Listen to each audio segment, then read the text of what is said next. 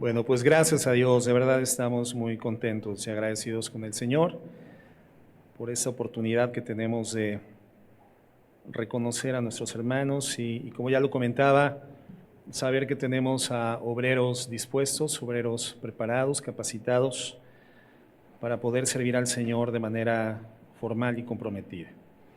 Si tú formas parte de alguna generación que en el pasado haya cursado la escuela bíblica y no te has aproximado para hablarnos sobre tu deseo de servir al Señor, tienes el deseo, percibes un llamado particular al ministerio, acércate, hermano, hermana, y por supuesto, conversamos y platicamos sobre ese deseo y esa convicción de servir al Señor. Así que adelante, y los hermanos que quieran servir a Cristo, que no hayan cursado la escuela bíblica, bueno, pues les animamos a que lo hagan, a que se inscriban y que en el proceso de desarrollar este carácter, pues podamos comenzar a experimentar igualmente nuestro servicio al Señor Jesucristo. Bueno, vamos a continuar en esta mañana con el estudio de nuestra serie del libro de los Hebreos, que comenzamos la semana pasada. Hace 7 días pudimos dar la introducción del tema. Quienes no pudieron asistir pueden aproximarse a la mesa de audio. Los adolescentes pueden pasar a la parte de arriba, a su clase, los niños también. Los vi con una cara profundamente preocupada, los adolescentes. No, pueden pasar a su clase con libertad. Y los hermanos que están en la parte de atrás, si gustan pasar a alguna de las sillas que dejaron libres los niños de iglesia infantil, lo pueden hacer también para estar más cercanos. Aquí al frente tenemos 3 espacios. Si alguien quiere pasar al frente, tenemos 3 espacios. En la parte de atrás tenemos también lugar disponible. Los hermanos edecanes les pueden apoyar. Muy bien. Bien, entonces comentaba que la semana pasada comenzamos con este tiempo especial de estudios sobre el libro de los Hebreos con el mensaje de introducción. Vamos ahí a Hebreos 1:1, por favor, y vamos a dar lectura hasta el versículo 4.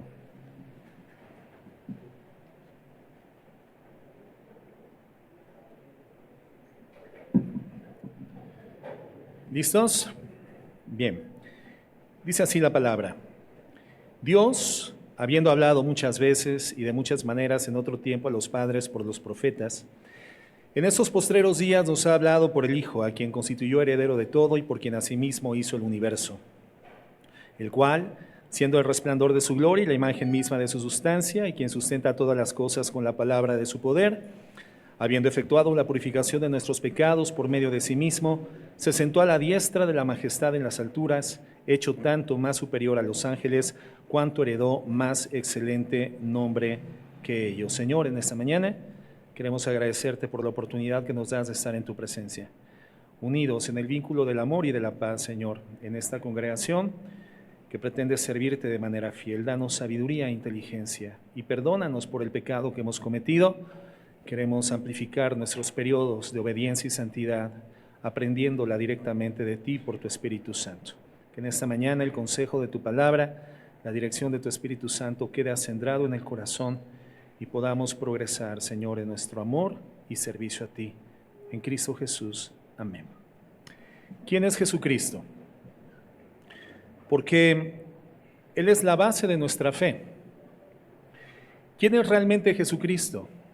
Una pregunta importante que tenemos que dilucidar a la luz de la iluminación que el Espíritu Santo nos da en la palabra, porque nuestra fe entera depende completamente de Él. ¿De quién es Jesucristo? Así que es importante para nosotros conocer en profundidad quién es Jesucristo. Y ese es el tema de nuestro sermón el día de hoy.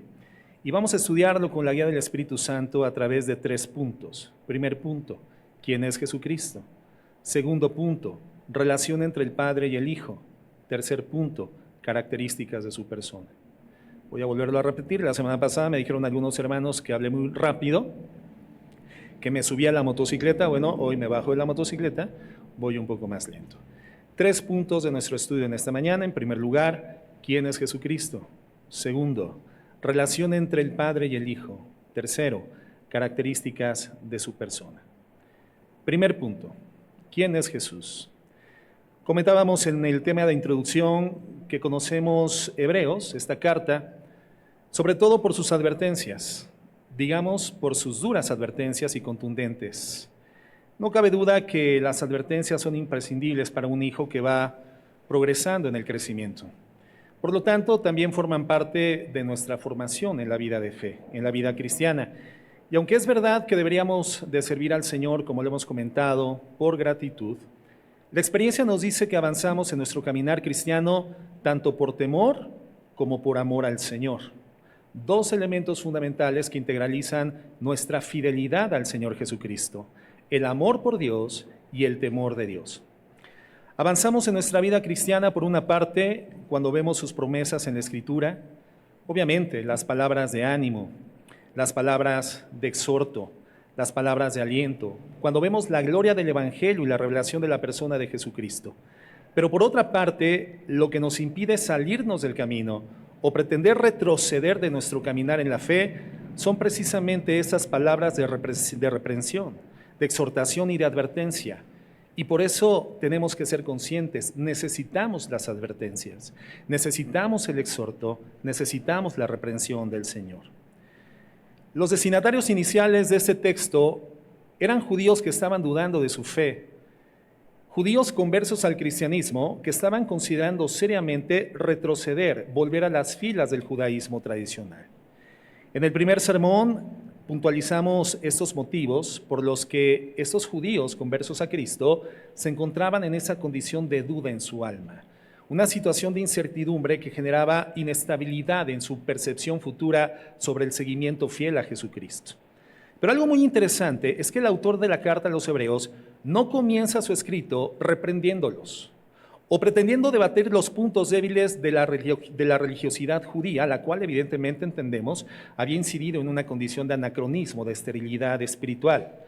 El escritor de la carta a los Hebreos, hermanos, dicho sea de paso, como lo comentábamos la semana pasada, el autor no está definido históricamente. Este autor, inspirado por el Espíritu Santo, comienza su exposición no estableciendo un debate doctrinal contra los puntos débiles del judaísmo tradicional, sino que lo que hace es presentarles a la persona de Jesucristo. Es lo que hace, les presenta a Jesucristo y después vendrán las advertencias, pero en primer término, en forma puntual, lo que hace es mostrarles una iluminación inspirada de quién es Jesús. Y es magnífica la introducción que nos presenta.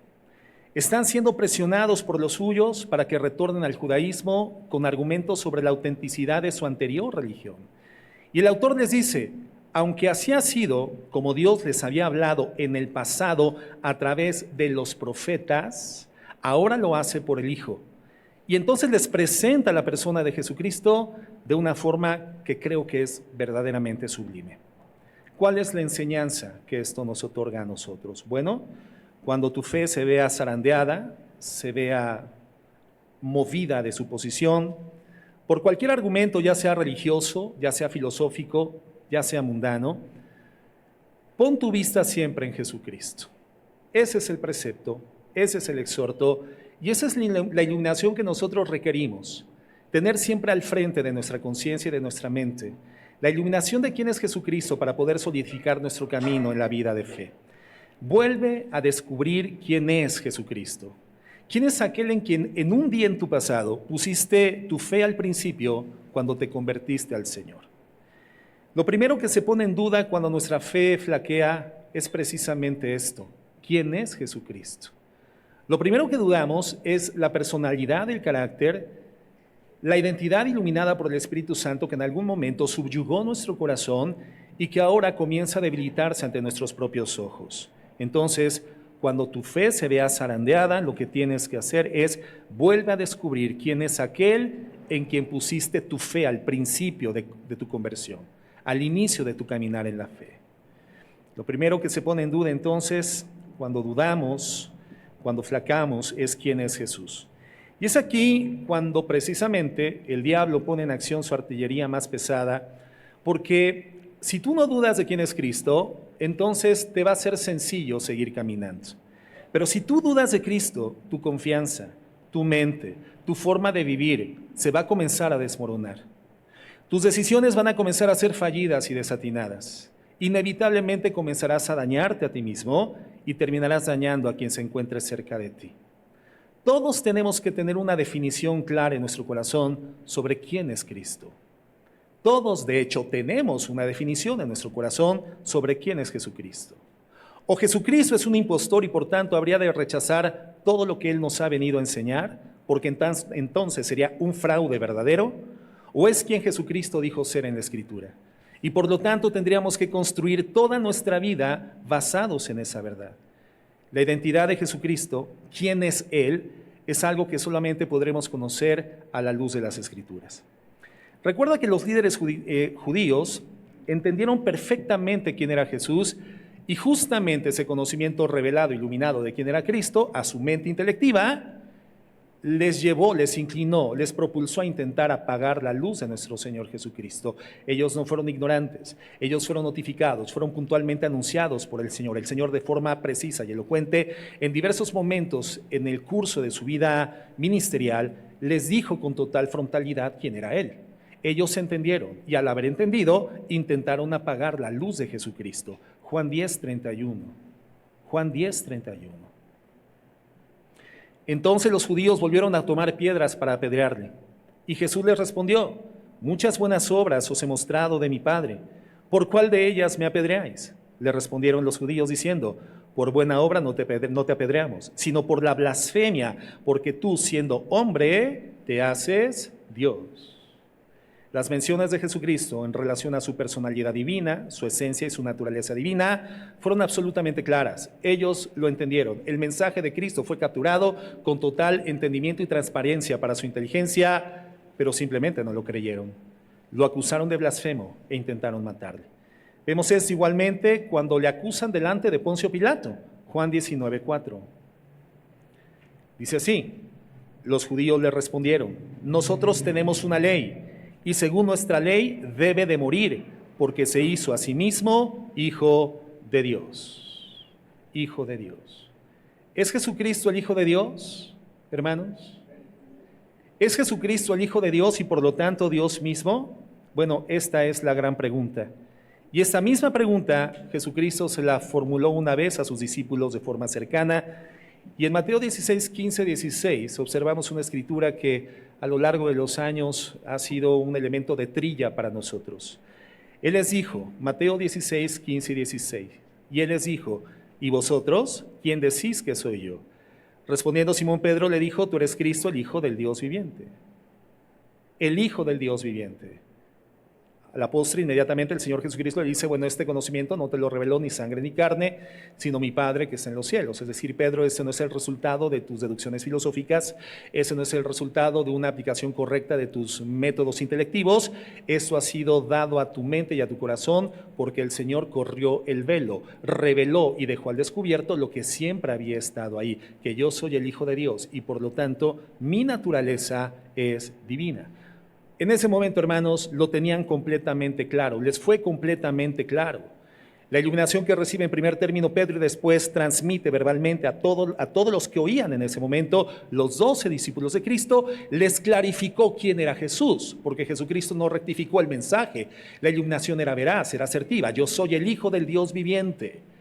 La escena subsecuente nos muestra a Jesucristo diciendo: sobre esta roca, esta verdad extraordinaria, esta verdad inobjetable, imperecedera, que soy el Hijo del Dios viviente, sobre esa verdad edificaré mi iglesia. Es la roca angular de la iglesia que yo voy a edificar. Los discípulos entendieron perfectamente bien en ese mensaje. La identidad de Cristo había sido revelada. Pero cuando las cosas comenzaron a complicarse y finalmente llegaron a su escena crítica en la cruz del Calvario, ¿qué pasó con la fe de los discípulos? ¿Qué pasó con la fe de aquellos que tenían en total claridad mental y espiritual la identidad de Cristo? Comenzó a tambalear. Ya no estaban tan seguros de que Jesús fuese quien había dicho que Él era. ¿Qué pasó con aquel que decía que venía a salvarnos y sin embargo ha sido condenado a morir en una cruz como un anatema, como un maldito de Dios, como un delincuente? ¿Qué pasó con ese mensajero?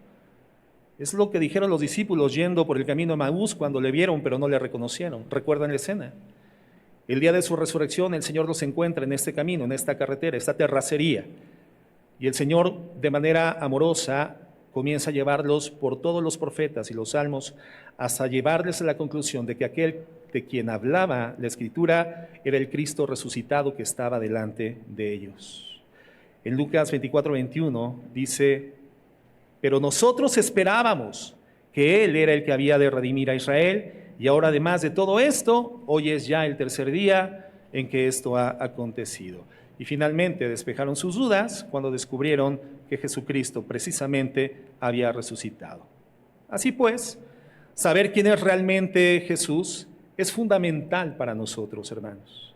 Por eso el autor de esta carta empieza de esta forma, aclarando cualquier duda sobre la naturaleza de Jesucristo, para que los destinatarios de esta carta lleguen a entenderlo correctamente. Y si lo hacen, el resto de sus dificultades van a poder superarlas de manera no tan compleja.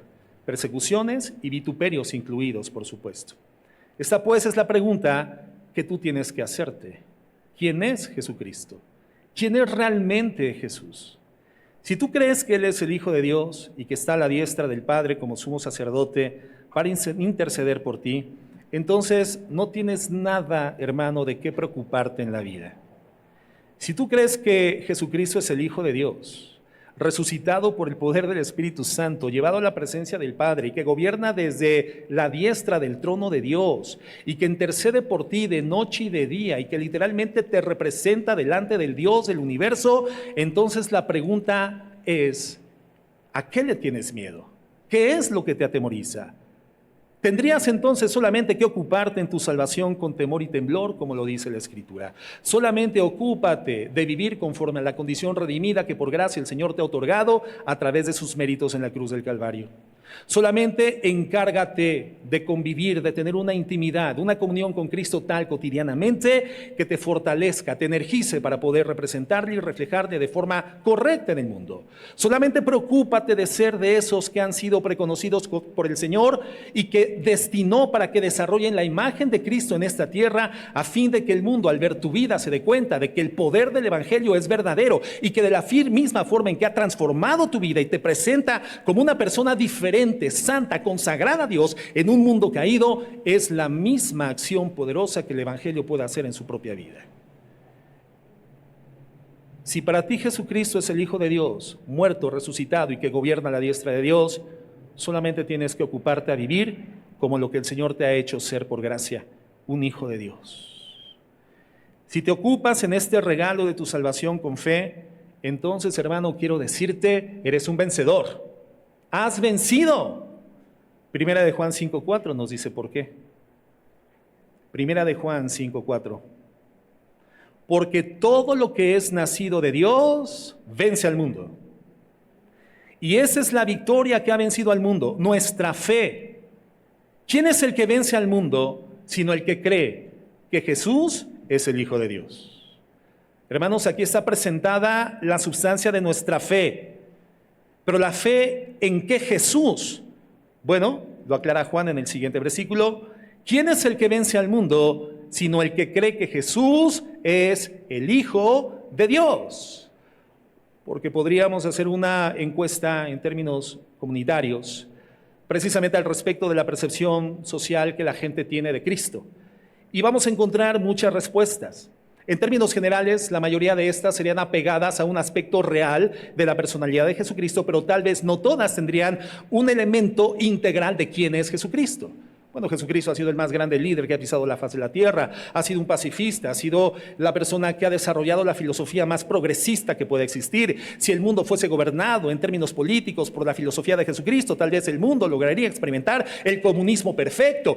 La gente puede tener un elemento ideológico, filosófico, personal sobre quién es Cristo, correcto, pero siempre en forma limitada, menos que esta realidad, la realidad de quién es Cristo, les es iluminada por el Espíritu Santo en el fundamento informativo de la Biblia, de la palabra de Dios. Entonces la pregunta, ¿quién es Jesucristo? Para que tu fe sea aquella que tiene el poder de vencer el mundo y sus vicisitudes, tiene que ser el Cristo que la Biblia dice que es el Hijo de Dios, el Hijo del Dios viviente. En este Jesús, ese es el tipo de fe, la que vence al mundo, Una fe depositada en el Jesús de Nazaret, sí, pero en un Jesús que es el Hijo de Dios. Y por eso, justamente así empieza el autor de los Hebreos en este texto, aclarando quién es Jesús, porque dependiendo de quién fuera Jesucristo, podrían mantenerse en pie o desplomarse ante la persecución y el vituperio.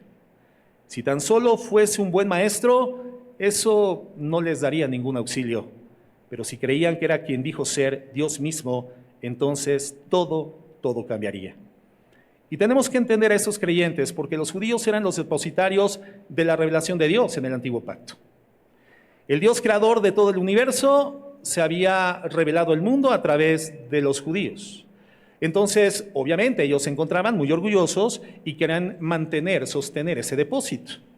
Dios se había revelado a Moisés y le había dado la ley, pero ¿de dónde venía el mensaje del Evangelio? Dios le revela a Moisés la ley, pero el Evangelio, hermanos, ¿a través de quién viene? Hermanos, de unos pescadores. Uno de los colaboradores romanos, hermanos, que se encontraba en el depósito de la responsabilidad de cobrar impuestos al pueblo judío. Un judío al servicio de los romanos injustos, cobrando impuestos injustos. Y ahora resulta ser predicador de buenas nuevas. Otro, un guerrillero. Y el cabecilla, un carpintero, que además había sido ajusticiado de la peor forma posible, crucificado como un anatema, como un maldito de Dios, como un delincuente. ¿Qué entonces? ¿Qué garantía podían tener de que el mensaje era correcto y no era una mentira? Esta acusación, hermanos, no era nueva, porque recuerden lo que le hicieron pasar a este ciego de nacimiento cuando le preguntaban los fariseos, los judíos, sobre quién era Jesucristo. Juan 9, 26, 29, por favor. Juan 9, 26 al 29. Le volvieron a decir, ¿qué te hizo? ¿Cómo te abrió los ojos? Él le respondió, ya se los he dicho y no habéis querido oír. ¿Por qué lo queréis oír otra vez? ¿Queréis también vosotros haceros sus discípulos? Y le injuriaron y le dijeron, tú eres su discípulo, en forma despectiva. Tú eres su discípulo, pero nosotros discípulos de Moisés somos. Nosotros sabemos que Dios ha hablado a Moisés, pero respecto a ese no sabemos de dónde sea. ¿Se dan cuenta? ¿Por qué el autor de los Hebreos comienza su mensaje explicándoles quién era Jesús? Recordemos que esta carta o ese sermón estaba dirigido a unos judíos que se habían convertido al cristianismo. Y si recuerdan, en el versículo 1 se nos dice que Dios, habiendo hablado en otros tiempos por los profetas, en el versículo 2 se nos dice que ahora está hablando por el Hijo. En el sermón anterior les comenté que en el original griego no dice por el Hijo, solamente dice por Hijo. Y entonces esto nos remarca el carácter especial de la forma en que Dios se comunica hoy con nosotros en los últimos tiempos. El autor nos dice que en los tiempos antiguos Dios hablaba por los profetas. Por tanto, ellos eran los portavoces de Dios. Pero en estos postreros días nos habla por Hijo, sin el artículo determinado Él, lo que significa que Jesús mismo es el mensaje. Digamos que Jesús es el idioma que Dios habla ahora con nosotros. Así como yo hablo en esta mañana con ustedes en español, Dios nos habla en Hijo. Y por lo tanto, lo que Jesús es, lo que Jesús hace, lo que Jesús actúa, además de todo lo que dice, Jesús es la palabra de Dios. Jesús es el idioma inteligible del Dios incomprensible del universo. Jesús es el idioma de Dios. Jesús es el Verbo encarnado. Jesús es el propio Dios comunicándose con el hombre. ¿Entendemos? ¿Entendemos?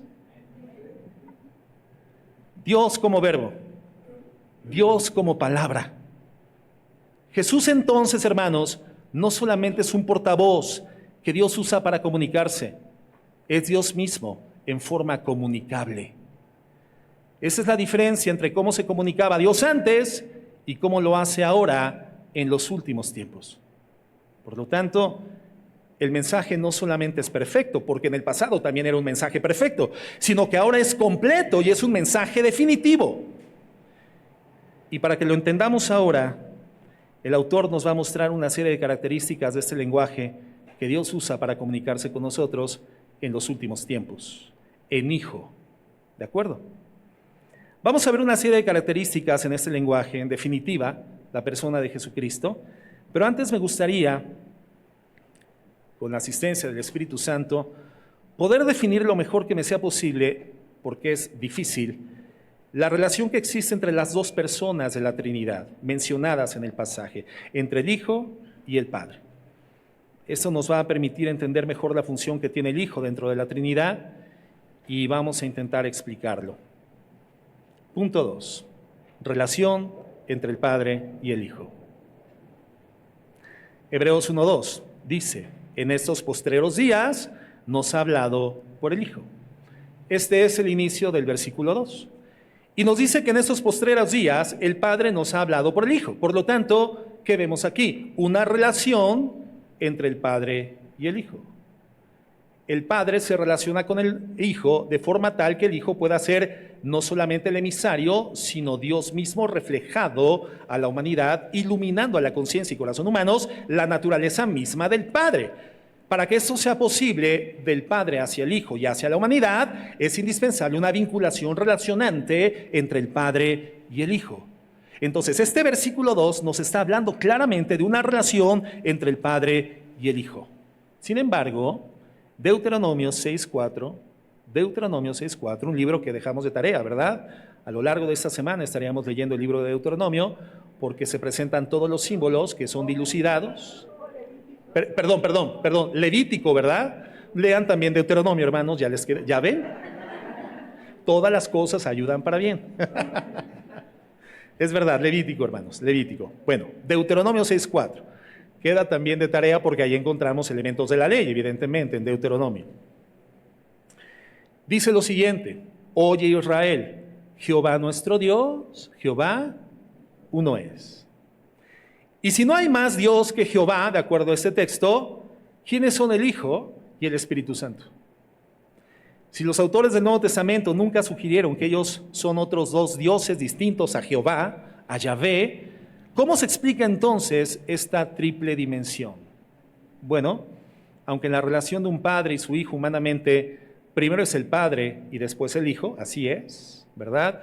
Yo fui padre hasta que llegó a nuestra vida mi primogénita, de hecho mi unigénita Valeria.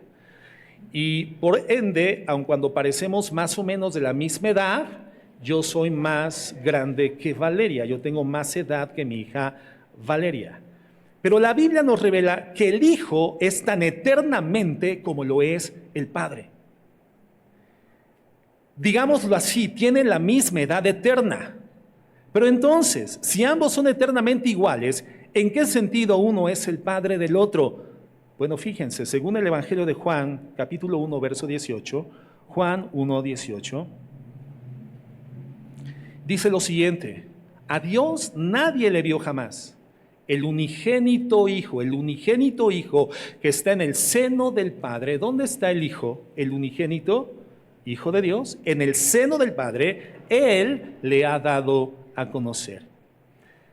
Esta expresión que está en el seno del Padre denota la intimidad, hermanos, el amor, la compenetración, la complementariedad, el conocimiento mutuo que existe dentro de Dios. Pero dice que Él le ha dado a conocer. Y de este término, hermano, los teólogos derivan el término exégesis o interpretación. Cuando tú en teología escuchas hablar de exégesis, esta palabra significa la extracción del significado original de un texto bíblico. Quiere decir que Jesucristo es el proceso de extracción del significado de la naturaleza del Dios mismo del universo. Él le ha dado a conocer. Juan quiso decir que todo lo que Jesús es y hace, interpreta, explica quién es Dios y lo que Dios hace. Juan 14, 8 al 10. El Señor Jesucristo lo dice de forma clara, abierta y transparente. Felipe le dijo: Señor, muéstranos al Padre y nos basta. El Señor Jesucristo se encuentra en una reunión especial con los discípulos y comienza a hablar precisamente de su futuro ascenso al cielo por vía de la crucifixión, la muerte, la resurrección, etcétera. Y entonces Felipe le dice: mira, Señor, muéstranos al Padre y nos basta. Jesús le dijo: ¿tanto tiempo hace que estoy con vosotros y no me has conocido, Felipe? El que me ha visto a mí, ha visto al Padre. ¿Cómo pues dices tú, muéstranos al Padre? ¿No crees que yo soy en el Padre y el Padre en mí? Las palabras que yo os hablo, no las hablo por mi propia cuenta, sino que el Padre que mora en mí, el Padre que mora en mí, complementariedad, integración, relación perfecta, Él hace las obras.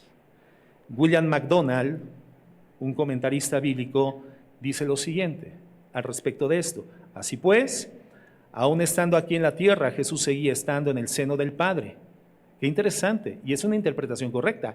Quiere decir que cuando dice la Biblia que Jesucristo fue engendrado, eso no está haciendo alusión evidentemente a su advenimiento humano a la tierra, a su encarnación a través de una mujer virgen por el poder del Espíritu Santo. No, está hablando de un engendramiento, de un nacimiento permanente en condición de eternidad que representa a Jesucristo para la humanidad de parte de Dios.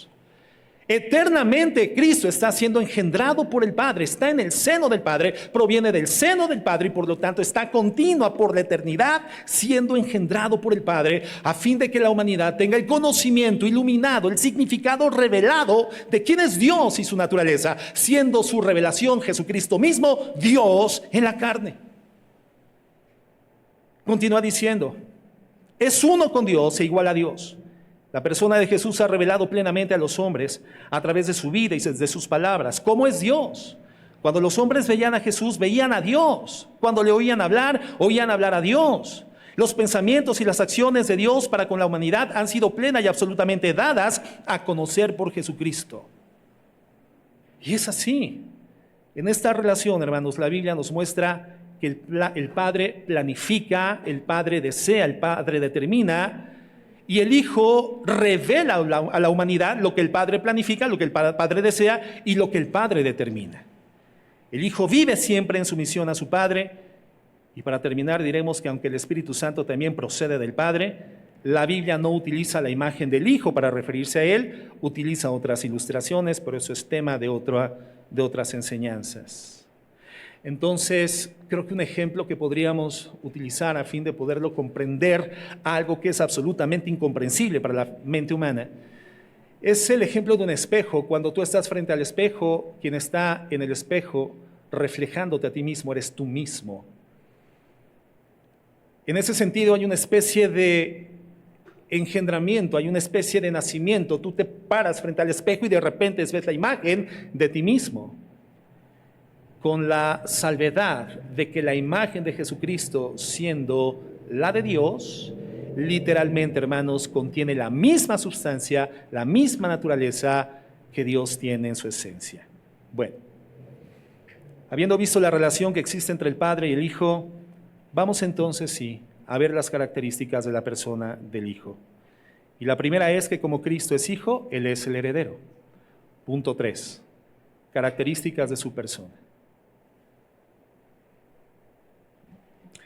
Leamos por favor a partir de la segunda parte del versículo 2, la segunda parte del versículo 2 de Hebreos 1, 5 características.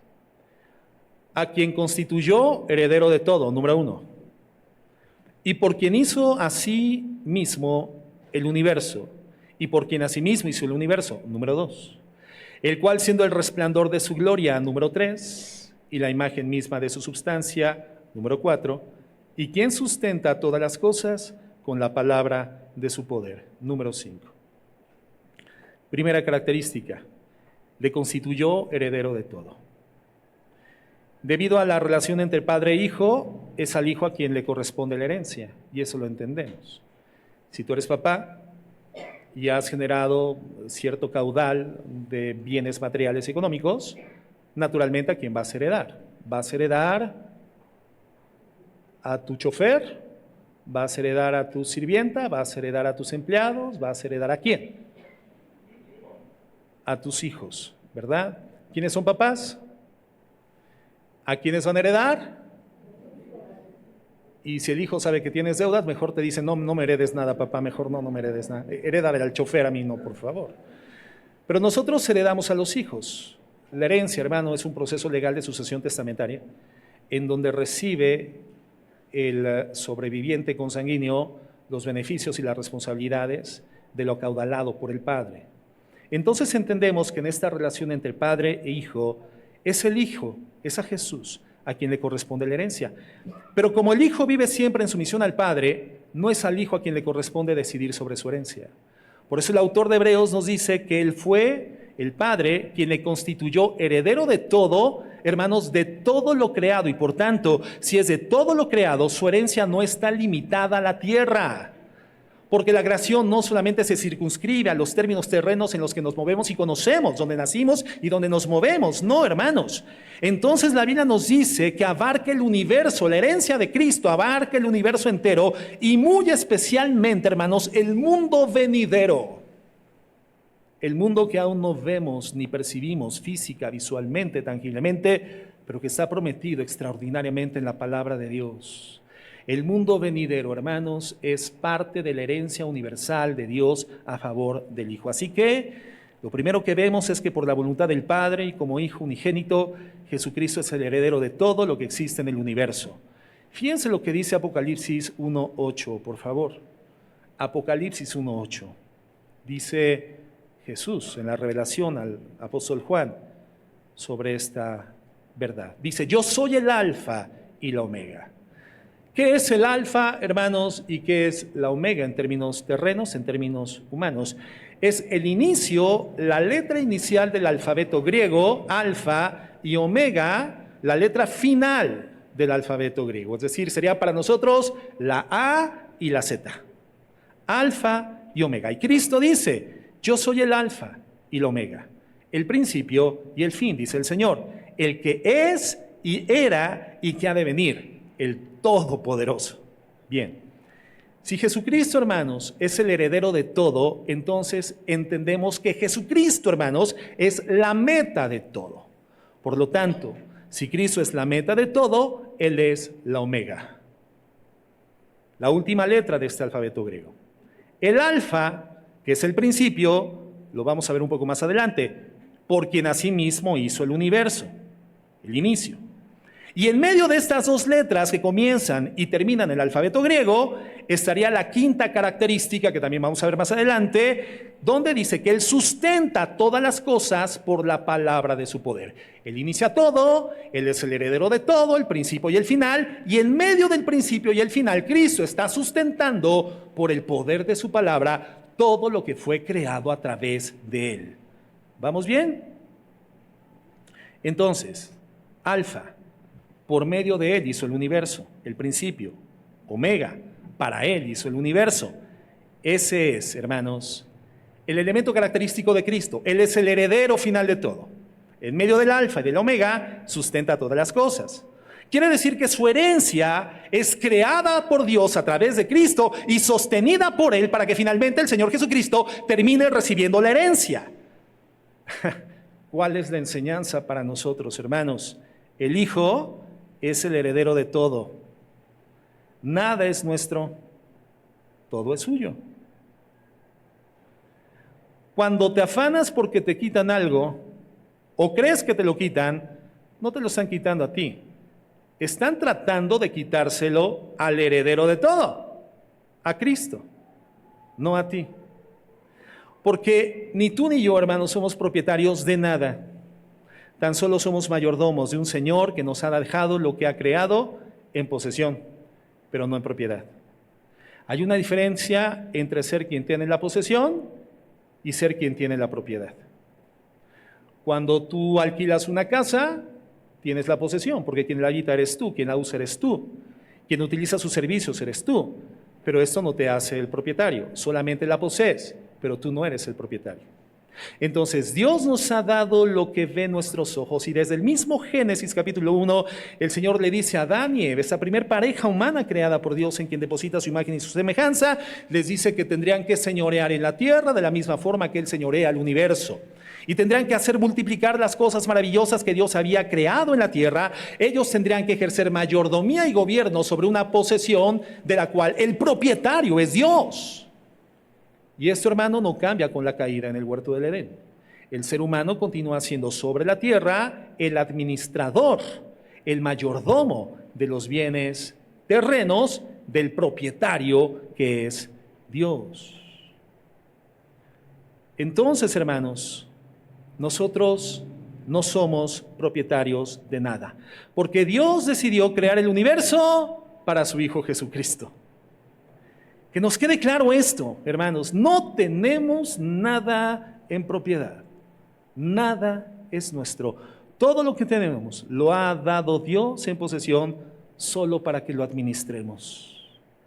Y si al final, no en esta tierra, no en esta condición humana y carnal, sino en aquel día, si al final heredamos algo, solo será por estar en Cristo, por estar en Cristo.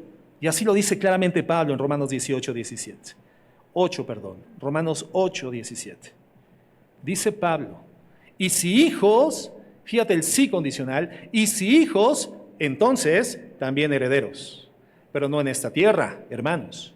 Herederos de Dios y coherederos con Cristo, si es que padecemos juntamente con Él, para que juntamente con Él seamos glorificados. ¿Te das cuenta cuán importante es esta carta a este grupo de judíos conversos al cristianismo, que por las vicisitudes, presiones y persecuciones y vituperios del mundo judío que los rodeaba, estaban a punto de abandonar, de apostatar de las filas de la fe? El apóstol Pablo tiene que echar mano de la verdad, de la doctrina, del conocimiento iluminado de Cristo a su corazón y comenzar a explicarles quién es Dios, quién es Cristo, la relación de Dios y Cristo, la personalidad y naturaleza del Hijo. Y entonces decirles, en esta tierra nada de lo que les puedan quitar o mermar o sustraer es de ustedes, todo es de Cristo. A quien intentan hurtar, robar y sustraer es al heredero de todo, Dios el Hijo, y no podrán. Entonces desafánate, hermano, porque nada es tuyo, nada. Y si hijos, también herederos, herederos con Dios, coherederos con Cristo, si es que padecemos juntamente con Él, para que juntamente con Él seamos glorificados.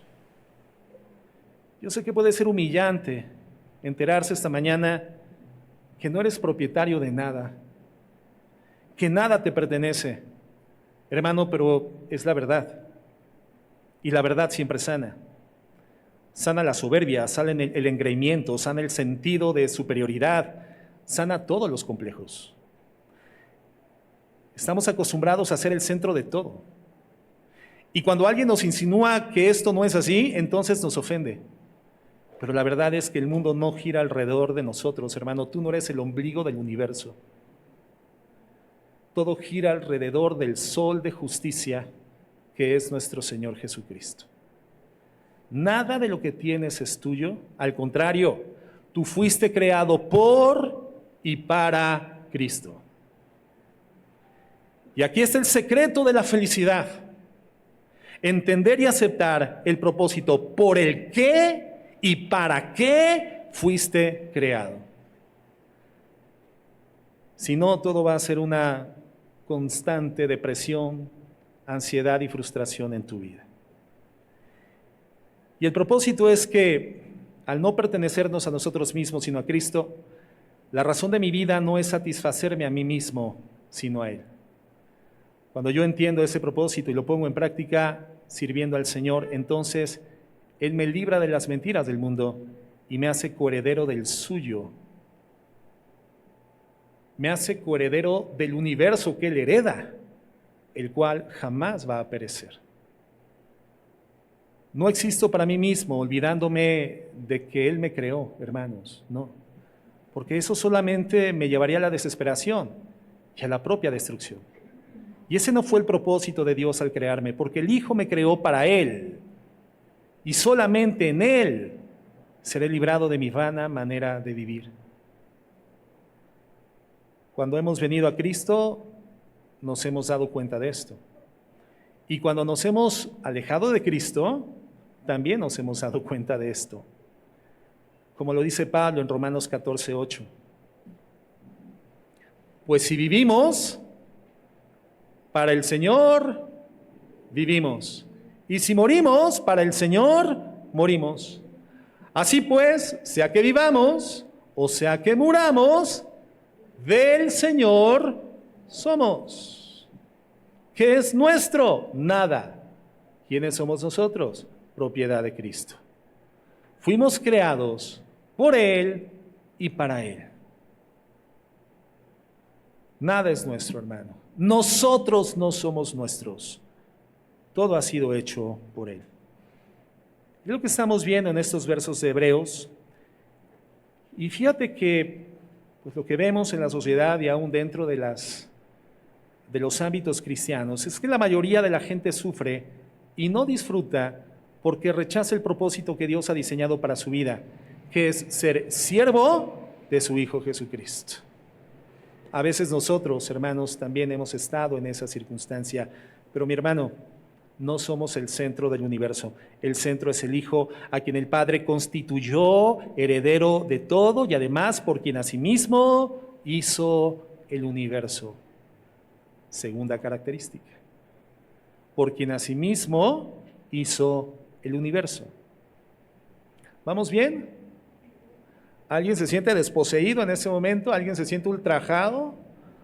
¿Alguien se siente humillado por entender que tu coche no es tu coche?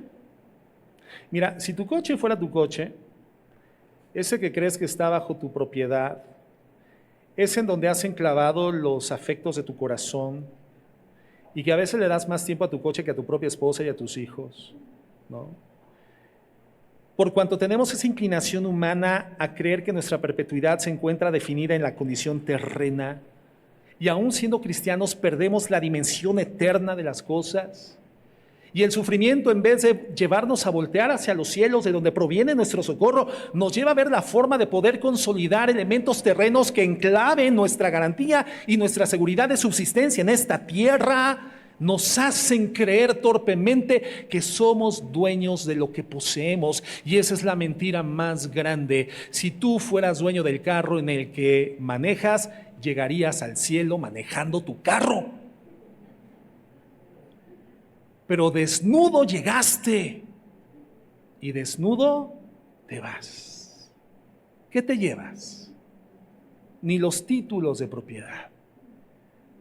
Pero muchos cristianos se sienten faraones egipcios y casi que desean que los sepulten con los títulos de propiedad, la factura del auto, del refrigerador y de la pantalla de 100 pulgadas de felicidad. Porque me costó, porque es mío, hermano, no es tuyo. Lo que tú tienes en esta tierra solamente es en posesión administrativa, en mayordomía. Todos los bienes de este mundo, que además son perecederos, hermanos, son de Dios.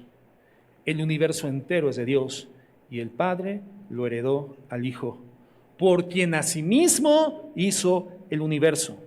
Entonces, lo segundo que vemos es que el Padre, además de constituirle heredero de todo, también fue por él que hizo el universo.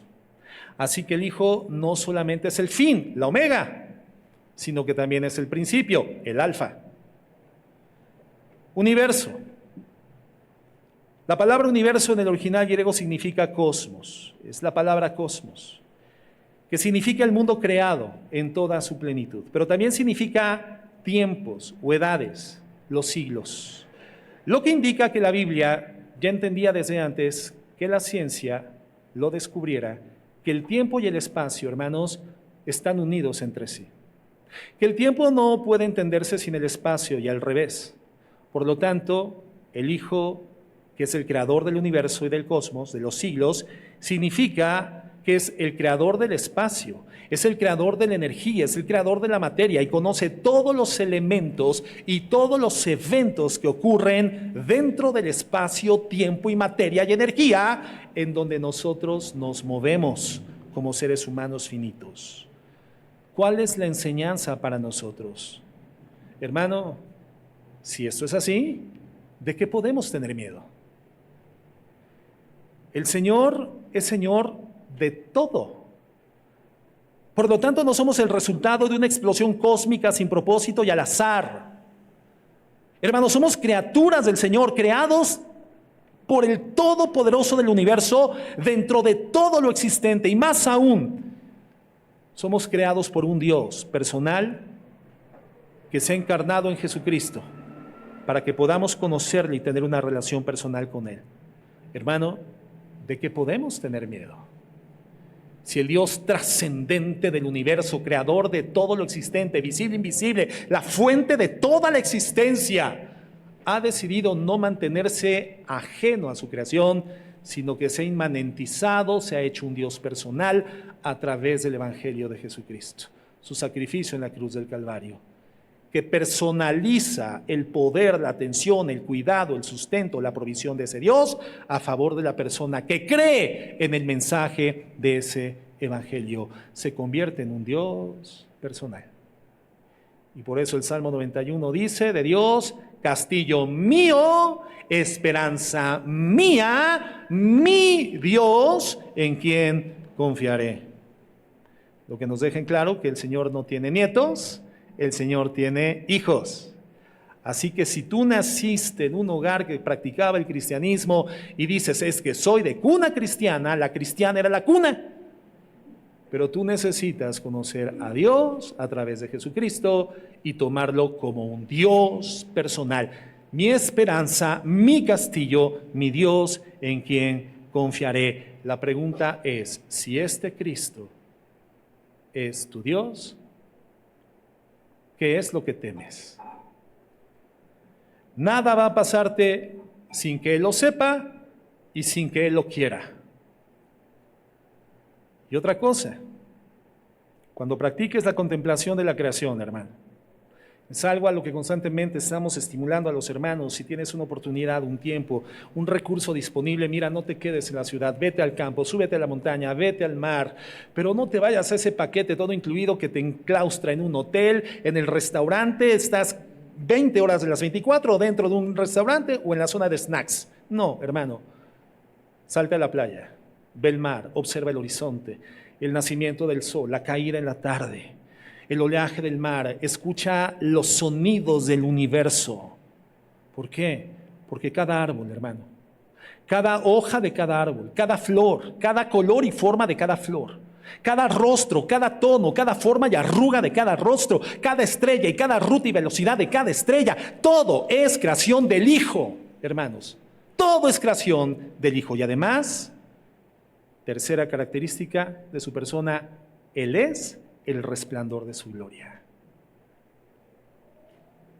Él es el resplandor de su gloria. ¿Qué significa esto, hermanos? Que Dios se revela en Jesucristo. ¿Y cómo lo hace? Cristo es el resplandor de esa luz que nosotros no podríamos mirar. Dios es luz. Dios habita en luz inaccesible. Por eso esa luz inaccesible para nosotros, por nuestra condición de pecadores, su gloria, hermanos, nos destruiría si la pudiéramos ver de forma directa en un instante. Lo mismo que le ocurriría a nuestros ojos si mantuviéramos la vista en el sol por 5 segundos. ¿Qué le pasaría a tus ojos, hermanos, si lo vieras directamente al sol por 5 segundos? Destruyes todas las estructuras internas de tus ojos. Quedarías enceguecido para siempre. Y por eso las advertencias durante estos fenómenos cósmicos de los eclipses solares, cuando nos dicen, por favor, no vean directamente el sol, se van a quedar ciegos. Ni siquiera reflejado a través del agua, se pueden quedar ciegos. El reflejo es muy intenso. Véanlo indirectamente, a través de cristales gruesos y muy oscurecidos, o a través de la televisión, pero resguarden sus ojos. Porque si tú ves directamente el eclipse, estás viendo directamente al sol, y si dices, ¡qué padre! ¡Wow! ¡Qué hermoso se ve! ¡No veo nada! ¿Qué sucedería con nosotros si pudiéramos ver directamente la gloria de Dios? Es una gloria incandescente, refulgente, con una luz inaccesible para nosotros. Por eso Dios mismo, para poderse comunicar con nosotros, filtra esa luz, para que pueda ser vista por nosotros. Cristo, pues, hermanos, es el resplandor de esa gloria de Dios, para que pueda ser vista por cualquiera que no le rechace. Una luz que puede ser vista por cualquiera que no le rechace. Así es Cristo, la luz de la gloria de Dios que resplandece en este mundo. Por eso Juan 3:20 dice lo siguiente: porque todo aquel que hace lo malo aborrece la luz y no viene a la luz para que sus obras no sean reprendidas. La única forma de poder ver la luz de Dios es a través del filtro que es el Hijo, el Señor Jesucristo, el resplandor mismo de la gloria del Padre. Y viendo a Jesucristo, hermanos, la gloria de Dios no nos destruye. La gloria de Dios nos sostiene por la eternidad. Y claramente lo dice Juan, pero los que rechazan esa luz no solamente la rechazan, la quieren apagar.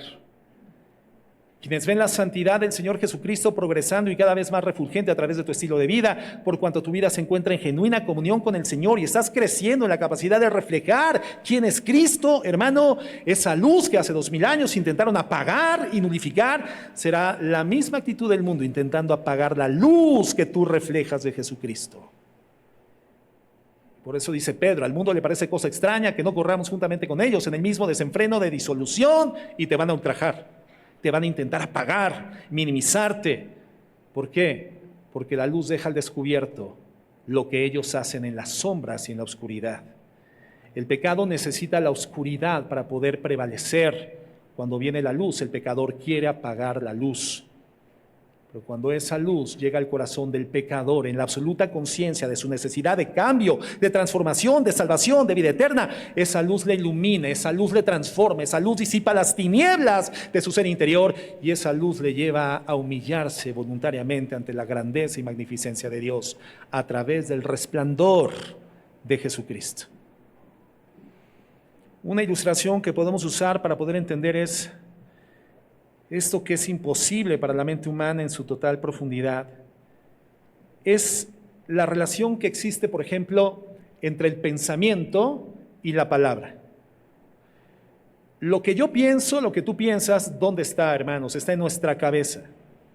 Nadie puede ver mis pensamientos, a menos que los ponga en palabras o los ponga por escrito. Bueno, de la misma manera el Hijo es al Padre lo que la palabra al pensamiento. El Padre es la esencia, algo imposible de captar por nosotros, y el Hijo es esa esencia comunicable a los hombres. La esencia de Dios comunicable a los seres humanos. Dios entonces, hermanos, se hace audible a través del Verbo, que es su Hijo. Sin el Hijo estaríamos entonces, ¿cómo?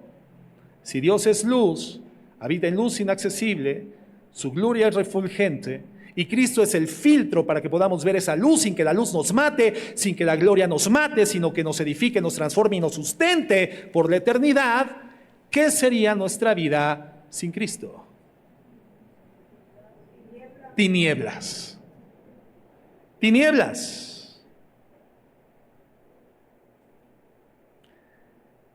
Una vida, hermanos, que caminaría en la oscuridad, en el tropiezo, en la falla, en el error, en el dolor, de manera continua y de la misma forma cruenta.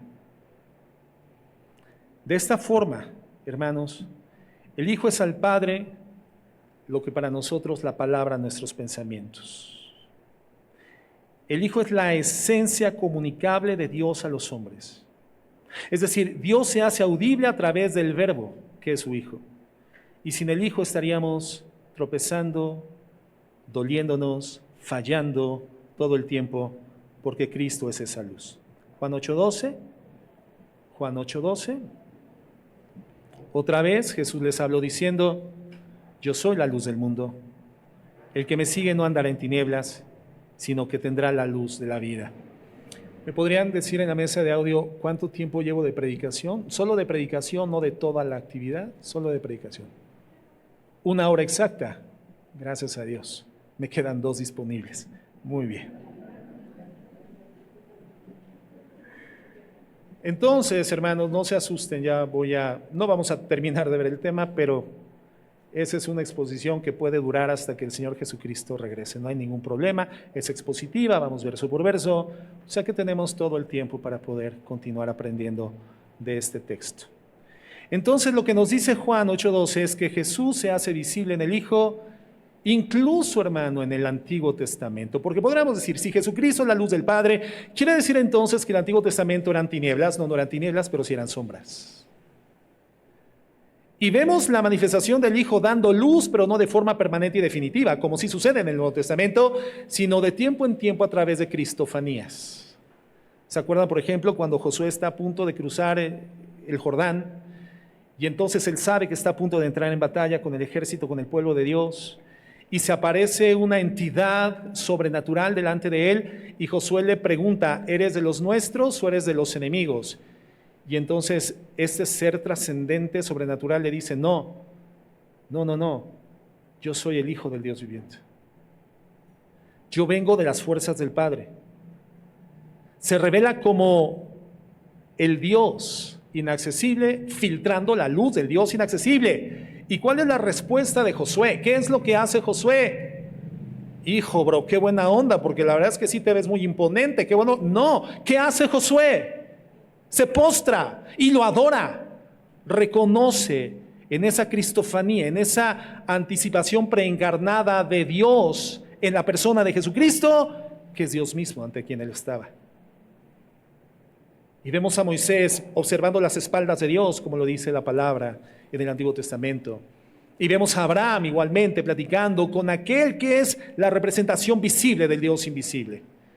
Pero esa revelación, hermanos, fue temporal, dejó al mundo en sombras y la luz viene en forma determinante y contundente solamente a través de Jesucristo. Porque recuerda que la sombra solamente es la anticipación de la realidad, pero no es la realidad. Y eso es el Antiguo Testamento. Es una luz, es verdad, pero en sombras. Es el ejemplo que hemos dado. Está el hijo esperando que llegue la mamá a darle las buenas noches, el beso en la cama, y entonces escucha los pasos de la mamá, pero lo primero que entra es la sombra. Y cuando ve la sombra de la mamá se emociona, ya viene. La sombra está anunciando que algo mejor está por entrar a la habitación. Pero cuando entra la mamá, el hijo se olvida de la sombra, porque es ante la realidad. Jesucristo es la realidad, el cumplimiento de todo lo que anunciaba proféticamente el Antiguo Testamento, hermanos. Dios nos quiere comunicar con su palabra precisamente para sorprendernos, hermanos, para animarnos, para que nuestra fe se reafirme y siga precisamente orientándonos, inclinándonos a mirar a Jesucristo, que es su misma gloria en resplandor, para que le podamos conocer sin morir. Cristo es el resplandor de la gloria de Dios, pero el Hijo, hermanos, no es distinto a Dios. El Hijo no es alguien de distinta naturaleza del Padre, porque, como nos dice Pablo, en él habita corporalmente toda la plenitud de la deidad. Colosenses 2:9. Quiero terminar con esta cuarta característica, si me regalan entre todos, 5 minutos más. Cuarta característica. Él es la imagen misma de su substancia. La imagen misma de su substancia. Y se refiere al sello. Esta palabra imagen, hermanos, es carácter. Es carácter. Hay dos palabras para imagen en el Nuevo Testamento. La palabra icón, que significa la copia de un original, y es lo que dice Romanos 8:28, cuando dice que nosotros somos la imagen del Dios invisible, que la predestinación que Dios hace de nosotros es para desarrollar el carácter de Cristo de tal forma que seamos como su copia en la tierra. Bueno, esta otra palabra imagen, cuando dice que Cristo es la imagen de la sustancia de Dios, es la palabra carácter en el griego. Y hace referencia al sello que los nobles romanos tenían en sus anillos, un sello que dejaba su imagen en la cera que sellaba los documentos. Esta palabra indicaba el sello y la impresión que dejaba, y por eso cuando alguien recibió una carta con el sello impreso, en la carta no veía el sello, veía solamente la imagen. Y al ver la imagen, entendía que procedía directamente de la persona que original y legalmente enviaba la carta. No veía la imagen de la persona, pero el sello le reflejaba con total veracidad de dónde procedía esa carta. Entonces, Jesucristo, hermanos, es la imagen misma de Dios. Una imagen perfecta de Dios, pero además es de la misma expresión de su ser. El Hijo es de la misma naturaleza que el Padre, la imagen misma de su sustancia. Jesucristo, hermanos, es la imagen. Quiere decir que nos comunica la sustancia del Padre a través de la imagen. Cristo es la imagen. Miren, para que podamos entendernos tal vez un poco mejor. Todos comunicamos con imágenes. Todos, todo el tiempo. Por ejemplo, ahorita, Sin que ustedes me hablen, ustedes están comunicando conmigo con imágenes. Sin que me hablen, me están diciendo si están aburridos, interesados en el tema, desconectados, incrédulos, ofendidos, humillados, con ganas de que esto termine ya. Y esto me lo están comunicando solamente con verles el rostro, hermanos. Y es innegable. Es innegable. Entonces, con palabras y con imágenes hacemos realidad para los demás nuestra propia realidad. Bien, Jesús es el que hace realidad para nosotros lo que es la realidad de Dios. Jesucristo es el Verbo, es Dios comunicable a través de su palabra. La luz que alumbra al mundo por su palabra. Él nos habla por su palabra y también por su imagen. Entonces, mirar a Jesucristo es mirar a Dios mismo. Mirar a Jesús es mirar a Dios mismo.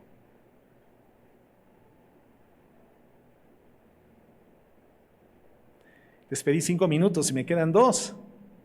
Así que voy por la última, hermanos. Vamos a acabar pronto. Quinta característica de Cristo. Él es quien sustenta todas las cosas con la palabra de su poder. Colosenses 1, 16 y 17. Dice, porque en Él fueron creadas todas las cosas, las que hay en los cielos y las que hay en la tierra, visibles e invisibles, sean tronos, sean dominios, sean principados, sean potestades, todo fue creado por medio de Él y para Él. Y Él es antes de todas las cosas, y fíjate en la parte final, y todas las cosas en Él subsisten. Entonces, hermanos, Jesucristo creó y puso en marcha la creación, y Él es el fin de la creación. Pero además dice la Biblia que la sustenta y lo hace con su palabra, una palabra que tiene el poder de hacer y de sostener lo que Él hizo. Nos indica entonces que Él es Dios mismo. Jesucristo es quien con su palabra sostiene la vida, los ciclos de la naturaleza, el movimiento del cosmos. Todo es sustentado por la palabra de Cristo. Él dijo y se hizo. Él dijo y se hizo. Y no solamente se hace, sino que se sostiene lo que Él dijo que se hiciera. Tu vida, hermano, seas creyente o no, está sustentada por la palabra de Jesucristo. Creas en Cristo o no creas en Cristo, tu vida está sustentada por la palabra de Jesucristo. Por lo tanto, nadie podrá decirle a Dios, a mí no me sostuviste con la palabra de tu poder. Nadie. Otra cosa es que no la aceptemos y por lo tanto esa palabra que salva no te salve. Pero el universo existe y subsiste y funciona gracias al poder de su palabra. ¿Cuál es la enseñanza? En un hogar, en un matrimonio, en donde las vidas son sustentadas por Cristo, pero escasea la palabra de Cristo. Es un hogar que comienza a declinar. Es un matrimonio que comienza a desvanecerse. Es una familia que está desmoronándose. Y todo o casi todo, cuando inicia y no es sustentado por la palabra de Dios, entonces termina apareciendo. Todo matrimonio, casi todo matrimonio, cuando inicia, lo hicieron creyendo en el sentimiento romántico que compartían y creyeron que ese sentimiento romántico era suficiente para sustentarlos. Nada que nuestro amor no pueda vencer. Y el pastor aquí persistentemente le dice a la gente, a los jóvenes, ¿quieren sufrir? No, entonces no se casen. Porque el matrimonio garantiza sufrimiento. Y por el amor, por eso el amor que sustenta el matrimonio es el amor sacrificial. El que todo lo puede, lo sustenta, lo sufre, el que nunca deja de ser, el que no se goza de la injusticia ni se jacta de la mentira, solamente de la verdad.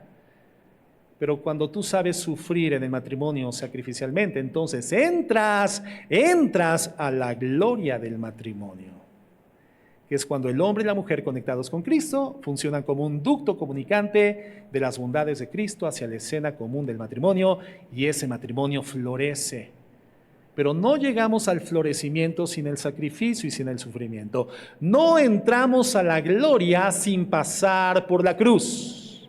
Y el mensaje del mundo es que puedes entrar a la gloria sin cruz. Pero el mensaje de la Biblia es, mira a aquel que fundó la fe, autor y consumador de la fe, el cual por el gozo puesto delante de él sufrió la cruz. y menospreció el oprobio. Él miró la gloria y por mirar la gloria le fue factible, le fue posible pasar por la cruz. Pero el encuentro con la gloria pasaba por la cruz, hermanos. Entonces, el matrimonio involucra sufrimiento para poder llegar a la gloria del matrimonio. Pero los jóvenes dicen, no, nada que nuestro amor no pueda vencer. Porque mira, pastor, nuestro amor es único. Yo sé que en la historia de la humanidad hay personas que se han amado, ¿verdad? Pero nuestro amor, ¿ha escuchado hablar de Julio y Rumieta? ¿No? ¿Ha escuchado hablar de eso? Bueno, el nuestro es tantito subido más. Entonces, nada que nuestro amor no pueda vencer. Pero sin la palabra de Cristo, ahora son vencidos por todo y por cualquier cosa. Un matrimonio, una familia, una relación padre-hijos, un negocio, una empresa, en donde escasea la palabra de Dios, comienza a declinar, comienza a desvanecerse, comienza a ser insuficiente. Profesando ser sabios, se hicieron necios. Gracias a Dios porque los jóvenes se casan, no es que estemos en contra del matrimonio, yo estoy en un matrimonio y yo te puedo decir que yo estoy viviendo las glorias del matrimonio, pero me costó. No es cierto. Le costó a mi esposa. Ella se tuvo que clavar en esa cruz y yo también. Entonces, claro que estamos a favor del matrimonio, queremos que los jóvenes cristianos se casen, pero tienen que entender cómo funciona. Por eso, hermanos, el autor a los Hebreos nos muestra hoy quién es Jesucristo, para que recuperemos, si es que lo hemos perdido, el asombro por ese gran Señor que hizo lo que sostiene y todo lo que hizo con el poder de su palabra. Cuán importante es la palabra de Cristo, cuán importante es saber quién es Cristo. Hermano, no dejes nunca de asombrarte jamás a través del resplandor de su gloria y de la imagen misma de su sustancia, porque Él es Dios, creador de todas las cosas y las sostiene con la palabra de su poder. Entonces no decaigas, porque cada aspecto de tu vida está cuidado, está gobernado por aquel que es capaz de contar todos los cabellos de tu cabeza. No temas más, porque vales más que esos pajarillos, dice el Señor Jesucristo. Lucas 12:7. Nada va a pasarte sin que Él lo sepa y sin que Él lo quiera. ¿Por qué? Porque Él es el fin del universo, el heredero, la omega. Porque Él es el principio del universo, el creador de todo, el alfa. Y Él es el resplandor de la luz de Dios, es la imagen misma de su sustancia. Él es quien sustenta todas las cosas por la palabra de su poder. Eso está sucediendo hoy en día entre el alfa y la omega, hermanos. Ahí estamos en esa fase. Y lo demás, pues lo veremos en el siguiente sermón. Termino. Hermanos, a Dios nadie la ha visto, pero por fe y gracias a la misericordia de esa fe, podemos ver la gloria de Dios en Jesucristo. Esa gloria, los creyentes lo sabemos muy bien, ilumina los lugares más oscuros de nuestro corazón. Y aunque nos avergüenza, nos da la posibilidad de rectificar nuestro camino. Es verdad que nosotros no tenemos el peligro de volvernos al judaísmo, como le pasaba a estos destinatarios de la carta originalmente. Pero corremos el peligro de volvernos al sitio de donde nos ha sacado por gracia. Hemos conocido casos tristes. Y a nosotros mismos, hermanos, nos ha merodeado esa tentación a veces.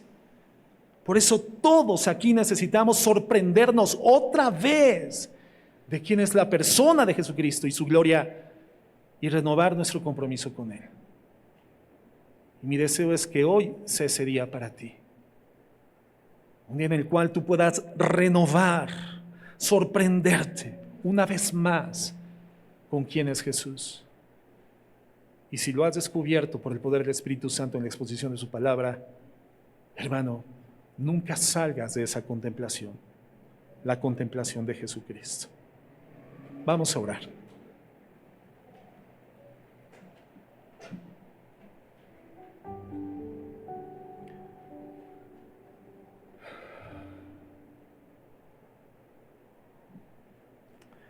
Muchas gracias, Señor. Muchas gracias, Jesús. Sin ti estaríamos en tinieblas. Sin ti intelectualmente podríamos dilucidar con lógica que hay un Dios que existe, un Dios que fue creador, pero que se ha desentendido de la creación. Un Dios que sin duda es inteligente y poderoso por encima de nuestros poderes y capacidades. Pero por ti le podemos ver. Por ti, Jesús, le podemos contemplar. Por ti, Señor, somos iluminados y salvos por la gloria de esa luz. Por ti, bendito Jesús, heredero de todo, por quien todo fue hecho, fue creado, aquel que sustenta la creación con la palabra de su poder. Aquel que es la imagen misma del Dios invisible, la imagen misma de su substancia. Por ti, Señor, somos salvos. Por ti, Señor, caminamos con garantía a la eternidad con Dios. Por ti fuimos reconciliados con el ser creador del universo. Por ti, Señor, se acabó el conflicto. Por ti, Señor, tenemos garantía y seguridad en esta tierra y allá, en la vida venidera. Hoy entendemos cuán importante es habitar a tu abrigo, Señor, en esta tierra, para poder morar allá, bajo tu sombra, eternamente, y conocerte, y sorprendernos, y maravillarnos, y descubrirte cada día más y más, porque tus virtudes son inagotables, tus gracias y misericordias no tienen fin. La contemplación de quién eres tú, Señor, el Jesucristo de la Biblia, el Hijo de Dios, el creador de todo, marca la diferencia.